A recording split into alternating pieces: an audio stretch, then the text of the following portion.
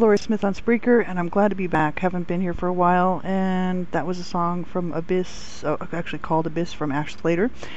And I like that song. I've used that before. And tonight's show, I just wanted to talk about abuse being a choice. And it's the wrong choice. It doesn't matter whether it's child abuse or domestic violence or any type of abuse, it's wrong. And I was thinking about that tonight because I was doing another show on Blog Talk Radio, and it just really had been thinking a lot about child abuse prevention and whatnot, just because that's what I do, writing and speaking about it publicly. So lately, the last few days anyway, and it just hit me that abuse is a choice. I've shared a lot of my story and stuff, the books that I've written and about my own personal story, and it just occurred to me, everything that abusers do is a choice. People don't have to abuse. It's a choice that they make. And I've studied this out for quite some time, actually, and especially since I started my own healing journey and working on why my abusers did what they did, why my parents did what they did, and why people choose to do these things to each other. And kids don't have a choice. Like these kids out here tonight that are being abused, and tomorrow and the next day and the next day, they don't have a choice. Even the older teens, a lot of times, what kind of a choice do they have? Teens that are being abused, choice what? To go to the streets? People ask me quite often, throughout the years, well, why did you just run away? Because I knew kids who were on the street, and I knew the streets weren't safe either. And people say, well, could have gone into foster care. Well, I knew kids who were much worse off in foster care than I was in my own abusive home. So what kind of a choice do people have? And then there's women fleeing, and even some men who are fleeing abuse. And even if there's no kids involved, where do they go? Shelter? To get a little bit of help, I always encourage people to get out and get some help if at all possible, if it doesn't endanger your life. It's an incredibly horrible situation. And the people, that I reach with my work that I do, speaking wherever I can speak about child abuse prevention and promoting awareness and whatnot, we're not really reaching the people that we need to reach. And hopefully we're reaching some survivors, and some people who actually do care, enough to get involved and watch out for their own kids and their own children and children in their lives, to make sure that they're not being abused, but it's a horrible situation out here for these kids. And I think back about my own situation and my own siblings and the choices that we all made because of the choice that my parents made to be abusive towards each other and towards their children. And we made some horrible choices. And 2 of my brothers killed themselves. That was a really bad choice. Really bad. One of my brothers committed suicide, and another one of my brothers died of a drug overdose. And he had been overdosing for years and had brain damage and stuff because of it. But I made the choice to do drugs. It was really a choice that I made. It wasn't forced upon me. I saw that they would take me out of my pain for a little while and put me, somewhere else for a little while, and I did a lot of drugs for a long time. And it's the choices, made because of someone else's really bad choice to cause a person to do these things. People say, well, why do people do these things? I've had people say, well, why would your brother kill himself? It's like, well, he grew up in the same home I did. And we all wanted to kill ourselves. Well, maybe not all of us, but there was quite a few of us that did. And as far as the siblings went, and both my parents were suicidal, so that didn't help. But, people say, well, how bad can it be? It can be bad. Really bad. And it can go on and on and on and on. It's not necessarily a one-time event. In my family, it was just the way it was. That was life for us. We just, all of us grew up in that mess. And my parents were abused as children, so they grew up in it. And then they got together and they just decided, well, we'll just continue on. Status quo. People say, well, was it really a choice then? Well, certainly it was. They didn't have to hurt each other, and they didn't have to hurt their children. It was a choice that they made on a daily basis, whether they were going to verbally assault one of their children or each other or two or three of their children or all of us, whether they were going to psychologically abuse us by saying they were going to kill us at night when we were sleeping, whether they were trying to make us feel guilty for being alive, which was usually the case, and whether or not they were going to throw us out of the house, or just any number of things, or whether or not they were going to choose to physically abuse us. They made choices. And they in turn blamed it all on us, and blamed it on their children. So, well, if we didn't have such horrible children, our life would have been so good. That's not true, because my parents had started out, before they had children, abusing each other. So they just, it was all just choices that they made. And they had opportunities. No one has to abuse a child, right? I see these articles out there in the paper and on the web and on the news about children being removed from their homes, and I think, you people have made a choice. You made a bad choice, a wrong choice, because no one has to abuse anyone. It's just clearly a choice. And I mean, there's all kinds of studies done about abuse, and it's a controlling, it's a way of control, of gaining control and keeping control, maintaining control, and making sure that a person gets exactly what they want, or people. So it's pathetic, and it's completely wrong, and it shouldn't be happening. I see these articles out here, and these children dying or ending up in the hospital, due to the abuse that they're suffering, and I think, what was going on in the minds of those people, especially when you see what they did to them, And then I think about my own abusers and what my parents did to me and what my brother did to me, and I think, what was going on in their minds when they did that stuff to me, And then I think about my brothers and the abuse that my dad inflicted upon them, and I think, what was going on in his mind, like, that would cause him to behave that way, or towards my mother, yeah. It wasn't protection. Wasn't that that my dad had to beat up on my brothers to protect my mother or something. My brothers were trying to protect my mother, and they ended up getting beaten up. And that's what happened to me too, quite often. It's really disgraceful. It really is. And I see these people's pictures, these abusers. I just call them abusers, monsters. These people, whether they're the parent, the real parent, or caregiver of these children, or whoever these children are being abused by, generally the criminal's picture will be on involved, and not the child's. And you get to see these abusers, and you're like, what is the matter with these people? Like, how could you do that to a child? And then I think about, I'd be sharing my stuff and my own personal work and my books and whatnot, and the same questions are probably going through their mind. What was going on in their parents' mind that they thought what they were doing was okay?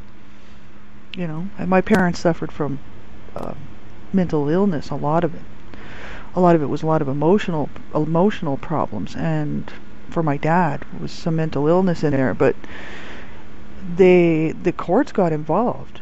My parents were brought up on charges, and they had the opportunity to get help. They were told to get counseling.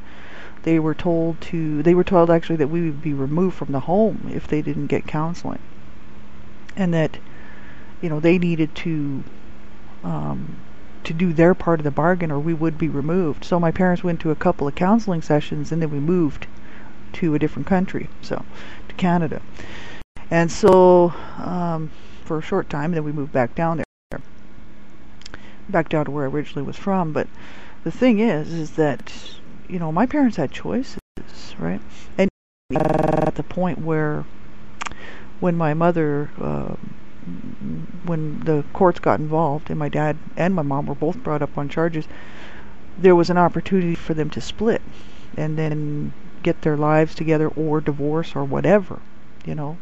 But my mom didn't want to do that because she was determined to make my dad's life miserable. So she stayed in that abusive relationship and allowed herself to be abused so that she could somehow get her digs in on my dad. It was all out of revenge, and it was all out of hatred, really. And in doing so, destroyed our family, which was already destroyed, but completely annihilated it after that. And it would never really was a family, but I mean, people were still trying, you know what I mean? Some of the older siblings anyway. But, you know, people say, oh my God, like what would cause people to do that? And mainly, it was just my dad's choice to hurt my mother on a daily basis, whenever he could get his digs in there, whenever he could get a hold of her physically or emotionally, verbally, you know, attack her on a daily basis. And in turn, the kids who all stuck up for my mother, even though my mother was my main abuser, and some of my other siblings, we all stuck up for my mother because we knew what my dad was doing to her. And so we took her side in the whole thing, which caused problems between my dad and all of us siblings. And my mom used it to her advantage, and really just used all of us in the meantime to try to protect her, so that, you know, she could say what she wanted to him, and then if he was going to hit her, then we would all jump in and get involved, and then we would get beat up, and then she could feel justified in the whole thing, or whatever the sick and sad thing was. But that's what was going on. And neighbors knew about it. And I wrote about this in my books, you know, Life of Death or Redemption, and La Vida Juvies and whatnot. My parents had friends, because they didn't beat up on the neighbors, and they didn't beat up on their friends, and they didn't call their friends names, their own friends. They didn't do that stuff to the neighbors. So the neighbors all liked my parents, even though they knew they had marital problems. They knew there was problems with the kids. They knew the social workers were coming around. They knew there was abuse in the house. But my mom made a really tasty potato salad, and when they got invited to the barbecues, they were fun.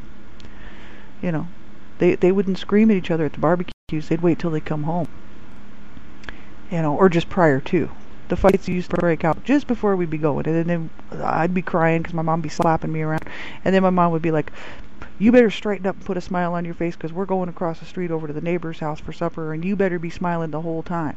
And I was like, yeah, because I knew that if I didn't, I'd be toast, you know. That's how we lived our life, you know. So, you know, you gather yourself together and off you go. Same with school, same old thing. Up all night, you know, fights, and my dad beating up my mother and then beating up my brothers and waking the whole house up, and then I got to go to school the next day. And, you know, what'd you do on the weekend? Oh, you know, same old, same old. You know, it's a lifestyle for people. It's a lifestyle. You know, like my parents, for whatever reason, they must have craved it. They must have loved it. And, you know, my mom's passed away many years ago now. My dad's really old and ancient in a senior's place. And, you know, I think about it and I'm like, they must have just loved it. Because even after my mom was dead, actually not too many years ago, my ancient abuser dad had the nerve to continue to say the same horrible things about her to me that he did when I was younger in the house when we were all living in, you know, years ago when I was a little kid.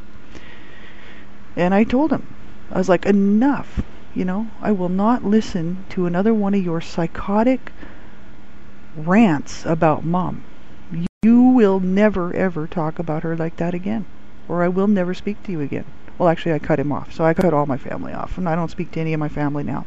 But the thing is that even as this old man who supposedly, quote unquote, loved his wife after she died, and he he paid for a funeral for her. He wouldn't buy her a thing while they were married, and he wouldn't give her any money for clothes. She had to make her own clothes. Like, and then he to look good when she died, he gave her this huge major funeral. Oh, it was just ridiculous. But the thing is that he had the nerve to think that I would go along with that, you know? The same old abusive garbage. I was like, no, no, no. I'm an adult woman. This is my life. You're not coming in here with that garbage. Sorry. You know, even though my mother was my main abuser, I'm not going to sit there and allow him to run her down, you know, as he had always done. And it was all over some issue that happened before they were even married. They were married for a long time. So, you know, it's a choice. Abuse is a choice. People choose to do these things. And I made a choice to not have any contact with my abusive family is what I did. And that was my choice. And it was the best thing I could have ever done for myself. I don't know if I'd suggest that for everybody, but for me it was necessary to cut them off because they were all dysfunctional and they all didn't want to change and they all just wanted to continue on in their abusive behaviors. And I was like, no, I'm done with that, you know. So I did many years of talking over, well, last 4 years anyway, over at Blog Talk Radio, talking about that on One Child Abuse Survivor to Another. But, you know, it's a huge issue for people. I see these kids out here, I see these young parents out here, their pictures are all over the web and all over the news and all over the paper, and they're going to do time, a short amount of time, for killing their kids and killing their babies. And why? What makes somebody do something like that?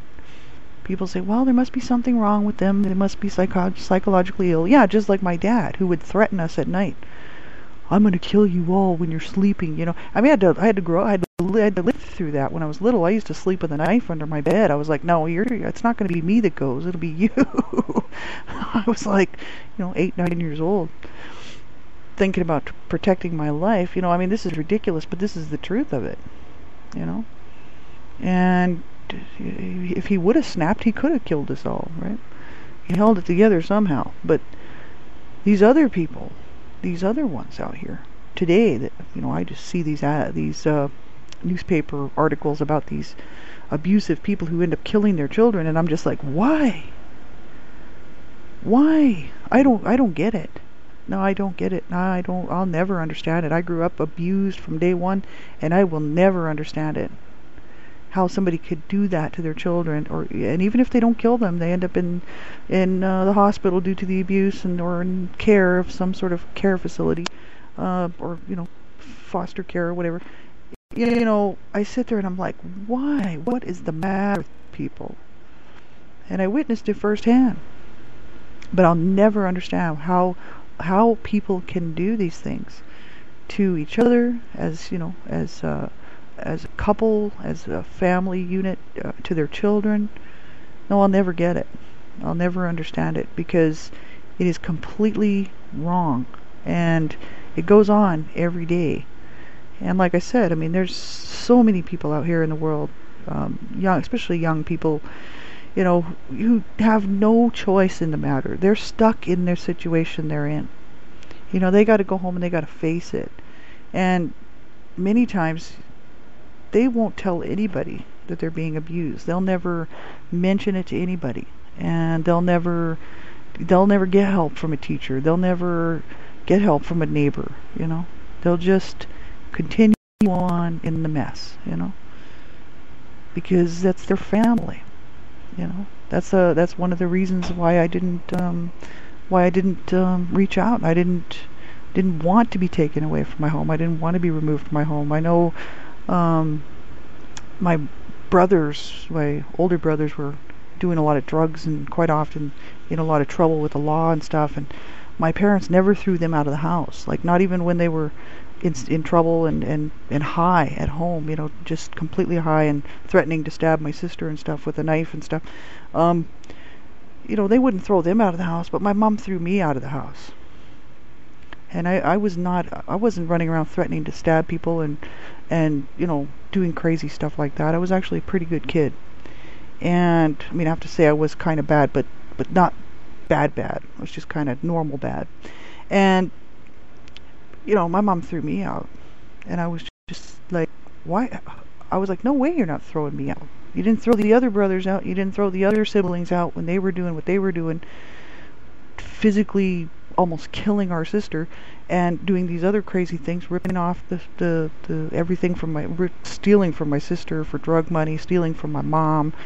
I mean, if anything was left laying around, my brothers sold it for drug money, including our television set. And they didn't get thrown out, because my mom needed them for protection against my dad. See? But my mom had a hate on for me from the very beginning. And threw me out several times. And I was like, people would say, yeah, at that point you could have gone and got some help. You could have got out of that abusive environment. I was like, no way she's not throwing me out, She's going to be responsible for me. I was just determined that my mother would love me and care about me and want me, And that's why I stayed. And then on her deathbed, even the year before she passed away, I'm a 30-year-old woman at that point, 29-year-old, and she was still telling me to my face, dropping the bomb, that she never wanted me, she didn't want any of us, we were worthless to her, we didn't matter, we didn't count, and she was just using us. And all my life I was just holding on to this thought that wasn't true, and that my mom really did love me and really cared and really wanted me, and that she just had a hard time showing it. I was living in some sort of strange, fictional world or something. I was just hoping, and I got the truth, and it's a harsh situation for these kids. So they didn't kill us, but they killed us. They didn't kill me physically, but they killed me because I wanted to die from the time I was 10 years old up until I was 42. I just wanted to end it and for it to be over, get out of this pain and this horrible misery, internal stuff that was always eating me up inside. And I got off the drugs when I was 21, which was the smartest thing I could have ever done, and tried to make a life for myself as an adult, but it's been incredibly difficult. And these kids out here, they have no choice. My parents had a choice. They didn't have to do that. They didn't have to ruin each other. They didn't have to ruin their children's lives. They didn't have to hurt their children. They didn't have to do that. It was a choice they made. I thought about that today. That's why I decided to do a show here tonight. And it just these choices that people make to pick up an implement and kill their children, or to torture them, it's just so incredibly sick and wrong. And society, for whatever reason, can't see it. And I think it's because they had never had that done to them. It's like unless you've had something like that done to you, you don't realize the devastation and the consequences of it. And it's like, this is terrible, terrible, terrible. Like, these little kids out here do not deserve this. And what's it going to take for people to stop hurting children, and especially stop hurting children, because children have no choice. Adults actually do have a choice. They can try to escape as often as they can. They can try to get out of abusive situations and move on, and it's hard and it's tough, no doubt, but kids have no choice, no choice whatsoever. And I knew so many kids who were abused, like I say on all my shows. Anybody who listens to my stuff on Blog Talk Radio, I've talked about it for years. And there's so many kids out there that are in trouble, And then people look at these kids on the streets, and they say, why don't they just go home? Look at those rotten little punks out here causing trouble. It's like, well, if you had to go home to what they had to go home to, you probably wouldn't go home either. You'd probably feel it was a lot safer on the street. And of course, they're not going to be up to any good. I wasn't up to any good when I was on the street either. This is really a pathetic situation, and people just don't want to put the responsibility where it actually goes. And that is the people that are responsible for those children. So whether it's the parents or the caregivers or whoever these people are, it is clearly their responsibility. And I do all I can myself because I'm just one voice, but with everybody else's voice, it adds up. It does make a difference. And just to really wake people up, like this is incredibly serious. There is no way that a 10-year-old child should want to kill themselves or would hope that the next beating would be the one that would take you out. That's what I used to hope. I used to hope that the next one would do it. That's how bad I wanted out. But I never took my own life. And then when my brother killed himself, I decided that I really did want to live. And I was like, oh man, I don't want to kill myself. My brother killed himself. And at that point I was just like, well, maybe I don't want to do that, So I tried to get myself straightened up and got off the drugs and started doing what I could to be a normal adult, like I was saying. But it took me to the age of 42 to actually make the decision that I would not end my life.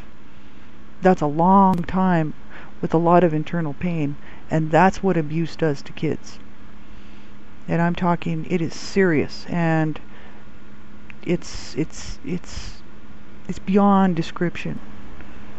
The horror that these kids go through, And people, we see so much violence on TV. We see so much violence everywhere we look that we almost don't think about it, right? It's just entertainment. It's not entertainment. It's deadly. And these kids out here that are suffering this can tell you that. It doesn't even matter. Verbal abuse, emotional abuse is deadly.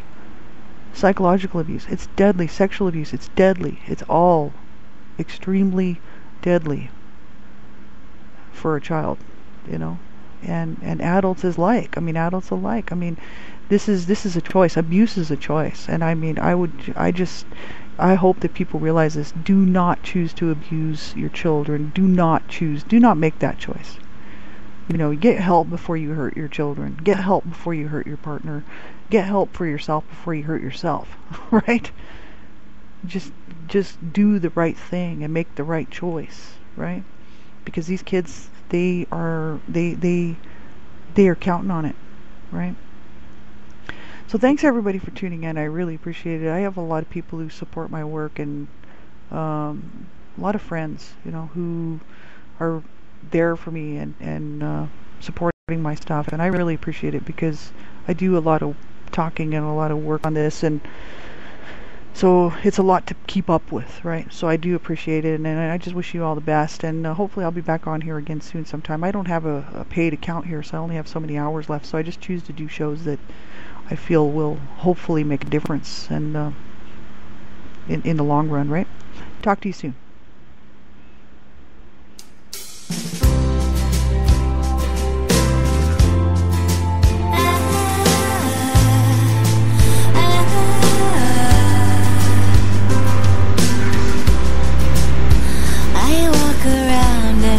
The people pass me by. I often wonder what they're hiding there behind those smiles, 'cause eyes don't lie. Why do we feel we're all alone in this universe, squeezing so blood from the stone? God, I'm so alone. We're both alone.